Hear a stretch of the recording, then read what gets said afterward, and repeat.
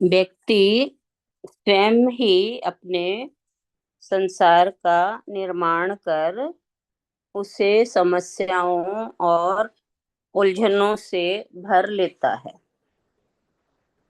मेरे प्रश्न पर स्वयं विचार कीजिएगा कि व्यक्ति रुकता कहाँ है। ये जीवन का गहन गंभीर सवाल है, जो उत्तर आए उन्हें किनारे कर देना, क्योंकि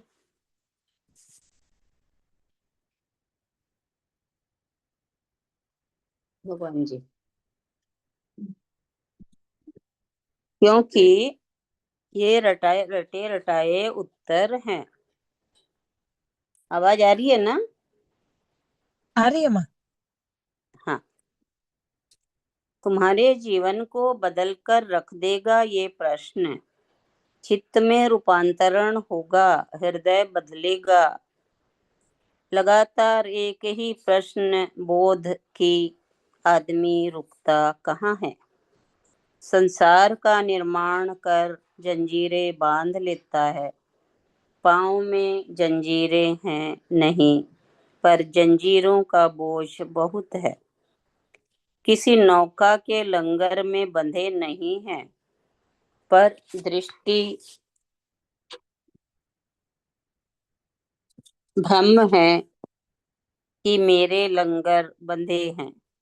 अब नौका कैसे चलेगी? नौका तो चलने को तैयार है, बशर्ते हम ही अपनी पतवारों को खेलने का इंतजाम करें। मैंने सुना है कि एक युवक प्रतिदिन संत के पास जाता था।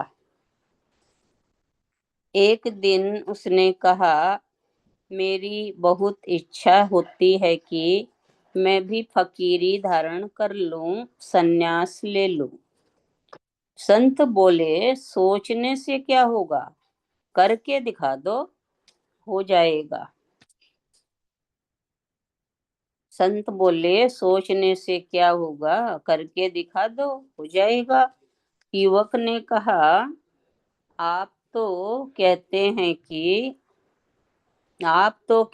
हैं हो जाओ। मैंने भी अपने घर में बात की, लेकिन कोई तैयार ही नहीं होता कि मैं संन्यास ले लूं। भाइयों से, पत्नी से, माता पिता से, सभी से कहा कि मैं अपने जीवन के बंधनों से मुक्त होना चाहता हूँ,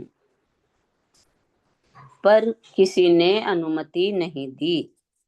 अब रजा क्या मांगने से मिलती है?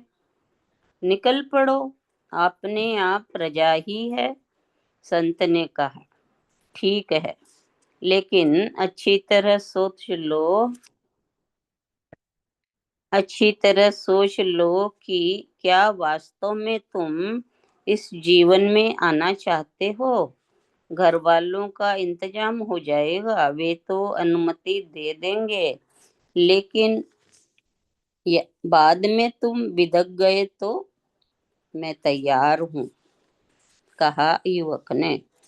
संत ने उसे श्वास रोकने की प्रक्रिया बताई। वो घर पहुंचा और प्रक्रिया के अनुसार सांस रोककर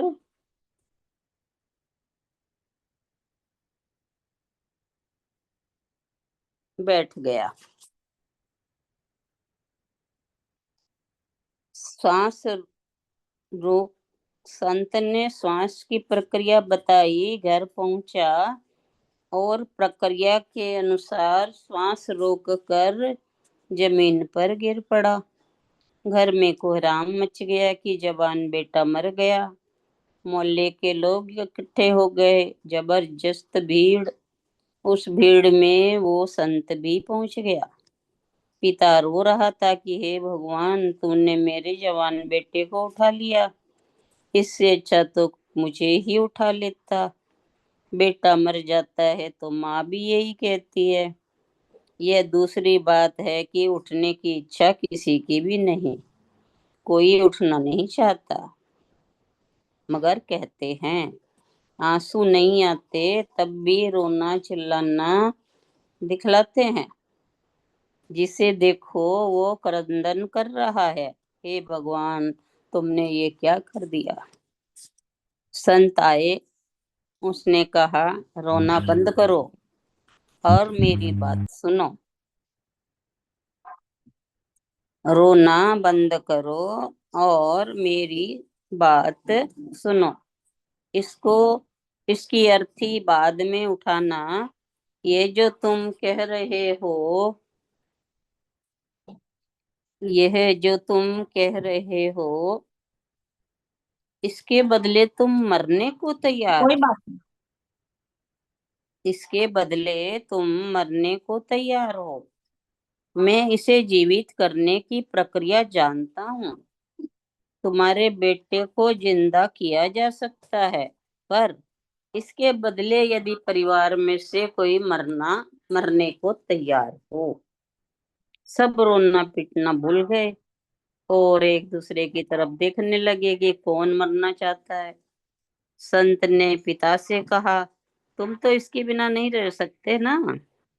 तुम तो इसके लिए स्वयं मरना चाहते थे, अब तुम ही मर जाओ। पिता ने कहा, मेरे कोई एक ही बेटा नहीं है, 4 अन्य भी है, मेरा काम चल जाएगा। माँ माँ भाई पत्नी सभी ने कहा, कुछ न कुछ बहाना बना लिया। मित्र परिवार भी किनारा कर गए। मरने वाले के पीछे कोई भी मरने को तैयार नहीं होता। घर वाले मित्र परिजन सभी शमशान तक ही साथ साथ रहते हैं। संत ने युवक का सिर थपथपाया और कहा, बेटे खड़े हो जाओ। युवक खड़ा हो गया। संत ने पूछा, तुम बताओ तुम्हारा क्या विचार है। घर वालों ने तो अनुमति दे दी। घर वालों का तो तुम्हारे बिना काम चल सकता है।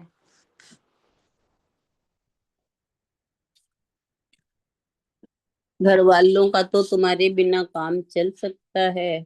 और वो युवक संत के साथ चला गया।